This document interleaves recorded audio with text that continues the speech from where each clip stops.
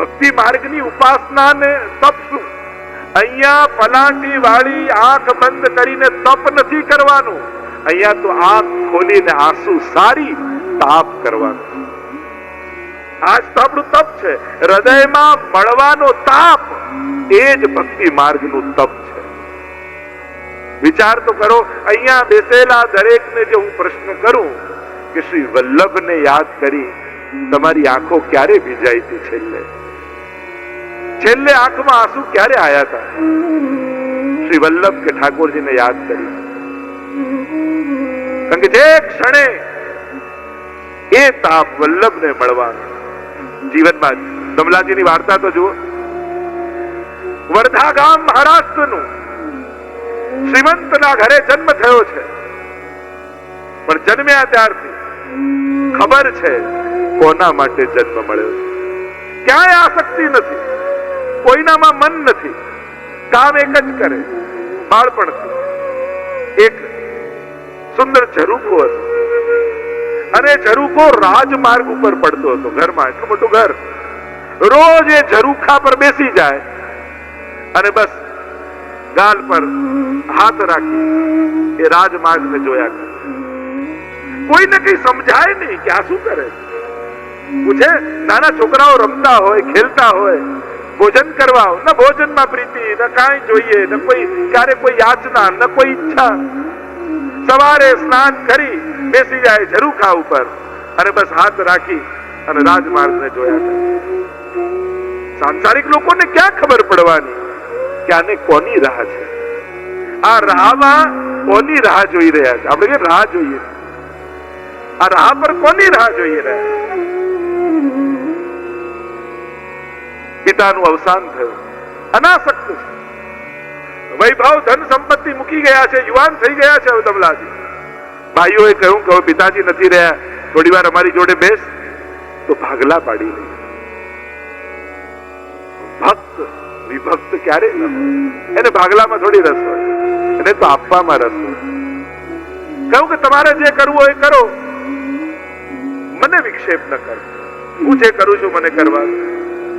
બેસ, તારે જ્યાં બેસવું હોય. અને અહીંયા ભાઈઓના ભાગલા પડી રહ્યા છે અને સામેથી કમલાજીનું ધન સામેથી આવતું દેખાયું. અશેષ ભક્ત સંપ્રાર્થ ચરણાબ્જ રજો ધન.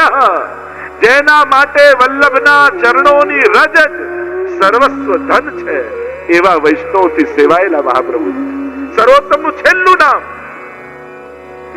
અને જ્યાં શ્રી વલ્લભને રાજમાર્ગ પરથી એ 11 વર્ષની આયુ શ્વેત ધોતી અને ઉપરણા ધારણ કરી હાથમાં જપની માળા લઈ અને મહાપ્રભુજી ગૌમુખીમાં માળા જપતા જપતા જપતા જાણે સાક્ષાત સૂર્ય માનવનો દેહ ધારણ કરી અને રાજમાર્ગ પર ચાલતો આવતો હોય એવું દેદીપ્યમાન તેજ દેખાયું.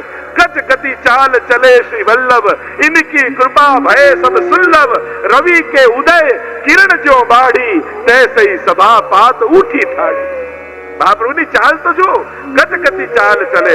મદમસ્ત મદોન્મત હાથી જેમ નિર્ભય બની અને ચાલતો હોય વનમાં, એ મહાપ્રભુજી શ્રી વલ્લભ જપ કરતા કરતા ભગવત નામ લેતા લેતા રાજમાર્ગ પર આવતા દેખાયા. સીડી સુદ્ધા સુધી જવાનો પ્રયાસ નથી કર્યો કમલાજીએ. ઉપર ઝરૂખા પરથી છલાંગ લગાવી અને સીધા વલ્લભના ચરણોને પકડી લીધા. કોણ હે આપકો સેવક? કાંઈ બોલ્યા નથી મહાપ્રભુજી. ચાલવા લાગ્યા રાજમાર્ગ પર અને કમલાજીએ કોઈ પ્રશ્ન કર્યો નથી. પાછળ પાછળ પાછળ પાછળ વલ્લભની ચાલવા. આ આધાર, આવો આશ્રય, પ્રશ્ન વગરનો પ્રેમ હોય ને એ જ સાચો પ્રેમ છે. જે પ્રેમમાં પ્રશ્નો છુપાયેલા હોય ત્યાં પ્રેમ નથી હોતો. જ્યાં કૃષ્ણ હોય ત્યાં કયા પ્રશ્નો રહે? જેના જીવનમાં કૃષ્ણ પ્રવેશી જાય પછી એના જીવનના પ્રશ્નો સમાપ્ત થઈ જાય. કારણ કે દુનિયાના દરેક પ્રશ્નોનો ઉત્તર એનું નામ કૃષ્ણ છે. કૃષ્ણ દરેક સમાધાનનું નામ છે. કૃષ્ણને સમજી લો, જાણી લો, વિચારી લો, વાંચી લો, પછી કોઈ પ્રશ્નો ન રહે. આ સાખી એટલે કે આધાર બની જાય. આવો આ એક એક સીડીઓને ચડતા, આ એક એક સખીઓને સાથે લેતા, આ એક એક સાક્ષીઓને સાથે ઉભા રાખી, આ એક એક લાકડીના ટેકાના આધારે એ સાખીઓને સાથે મળીને, તો 10 સાખીઓને સાથે આપણે ગાઈશું. એક એક સાખીઓને આપણે સાથે મળીને ગાઈશું. એટલે 10 સાખી એક સાથે. આપણી પાસે જો પુસ્તિકા હોય વલ્લભ સાખીની તો સાથે લઈ લેજો, અને અહીંયા 10 સાખીઓ આપણે સાથે ગાઈ અને એનું રસ દર્શન કરીશું. મહાપ્રભુજી કી જય. શ્રી હરિરાય મહાપ્રભુજી આ એક એક સાખીના માધ્યમથી આપણને વલ્લભને નિકટ લઈ જઈ રહ્યા છે. માનો એક એક સીડીઓ ચડતા ચડતા શ્રી વલ્લભ આપણી પ્રતીક્ષા કરી રહ્યા છે. શરૂઆત જ શ્રી વલ્લભ શબ્દથી થાય, કારણ કે હરિરાયજીને પણ અતિશય પ્રિય શ્રી વલ્લભનું નામ છે. અને એમાં પણ શ્રી હરિરાય મહાપ્રભુજીના શ્રી મહાપ્રભુજી માટેના લખેલા જે પદો છે એનું જયારે તમે રસપાન કરો છો ત્યારે શ્રી હરિરાયજીનો કોઈ અલગ ભાવ છે. કારણ કે હરિરાય જો આપણે ત્યાં મહાપ્રભુ શબ્દ આ વલ્લભ સાખી વિશેષ રૂપે કેમ મહત્તા રાખે છે? મહાપ્રભુ શબ્દ આપણા સંપ્રદાયમાં 2 જણા માટે જ લખાયો છે. એક શ્રી વલ્લભ મહાપ્રભુ અને બીજા શ્રી હરિરાય મહાપ્રભુ. મહાપ્રભુ શબ્દ આ 2 સિવાય ક્યાંય આપણે જોડતા નથી.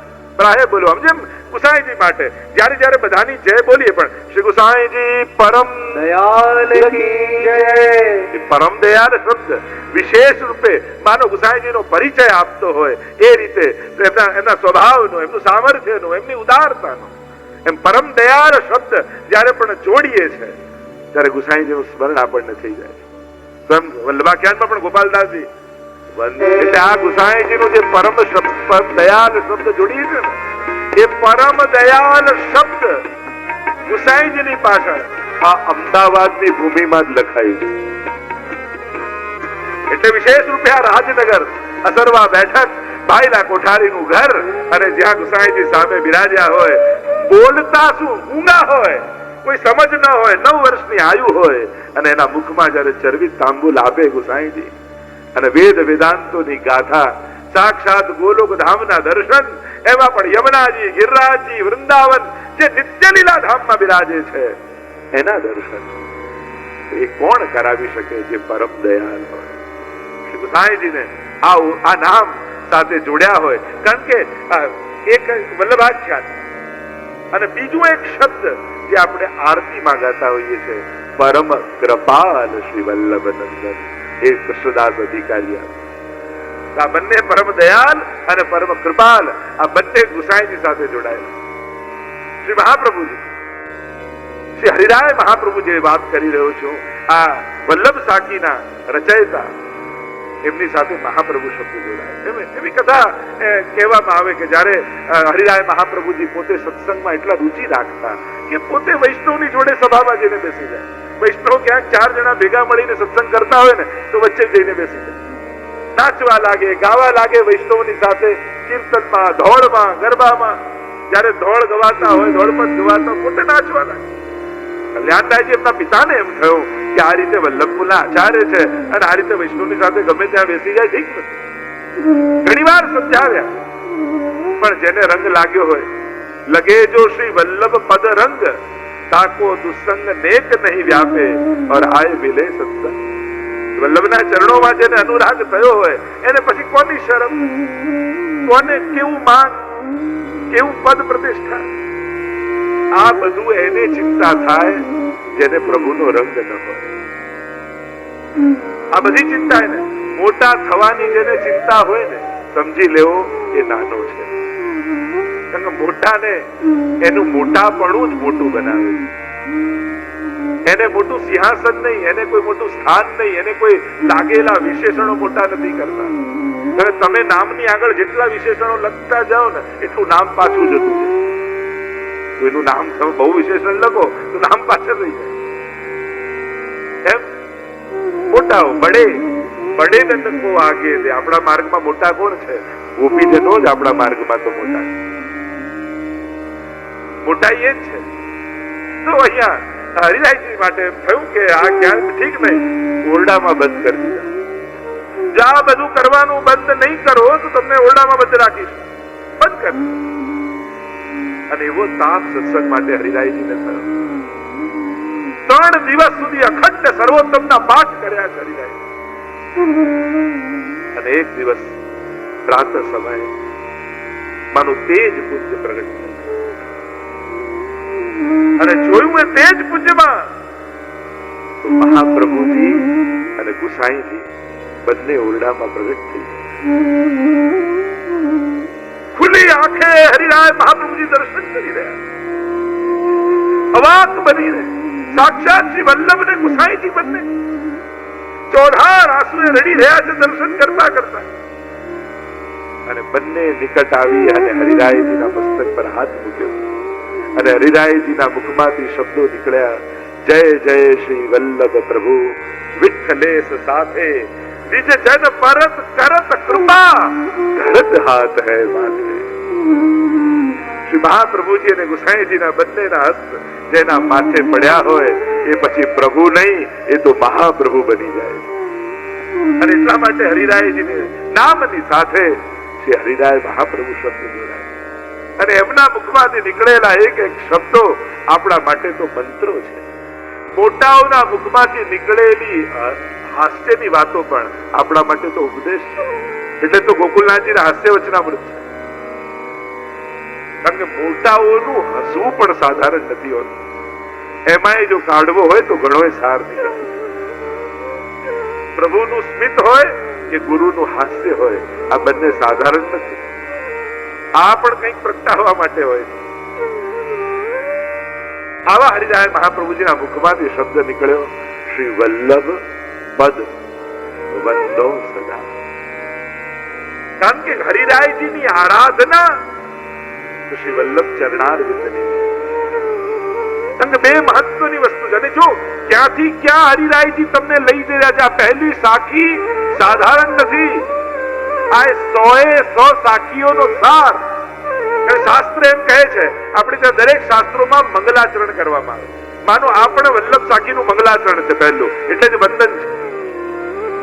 પણ મંગલાચરણના પ્રકારમાં એક નમસ્કારાત્મક હોય, એક આશીર્વાદાત્મક હોય, એક વસ્તુ નિર્દેશાત્મક હોય. કે આખા ગ્રંથમાં કયો વસ્તુ નિર્દેશ છે, શું ફળ મળવાનું છે. વલ્લભ ચરણારવિંદના વંદનથી શરૂ થયેલી સાખી છેલ્લી સાખીમાં ફળ શું આપશે? કરત સુધા રસ પાન. ચરણારવિંદથી શરૂ થઈ મુખારવિંદ. સુધા તો મુખારવિંદમાં હોય. બે વસ્તુ બહુ મહત્વની છે ભક્તિ માર્ગમાં. પુષ્ટિ માર્ગમાં આપણે ત્યાં બે પ્રકારની ભક્તિ કહી છે પુષ્ટિ માર્ગમાં, ચરણારવિંદની ભક્તિ અને મુખારવિંદની ભક્તિ. ચરણારવિંદની ભક્તિ એ શીતળ ભક્તિ છે, મુખારવિંદની ભક્તિ એ તાપાત્મક ભક્તિ. અને એટલા માટે બે વસ્તુનું વિશેષ મહાત્મ્ય છે. એક છે ચરણમાં રહેલી રજ અને બીજું મુખમાં રહેલી સુધા. આ બંનેની અનંત ગાથાઓ અનેક અનેક પ્રકારથી અનેક અનેક ગ્રંથોમાં ગવાઈ છે. તમે ભાગવતજી લો, દશમસ્કંદ લો, ગોપી ગીત લો, અનેક અનેક તમે કીર્તન સાહિત્યમાં જાઓ, સંસ્કૃત સાહિત્યમાં જાઓ. આ બંનેની મહત્તા. ભક્તિની શરૂઆત દાસ ભાવથી અને ફલાત્મક ગોપીજનોના ભાવ. આ આખી એક ચાવી છે. અને ચાવી તમારા હાથમાં હોય તો આખું મકાન તમારા હાથમાં કહેવાય. આ પહેલી સાખી જો સમજાઈ જાય તો 100 સાખીઓનો સાર આવી જાય. શર્ટનું પહેલું બટન બરાબર લાગે તો બધા જ બટન બરાબર લાગે, પહેલું ખોટું લાગે તો બધા જ ખોટા લાગે. શ્રી વલ્લભ પદ વંદો સદા.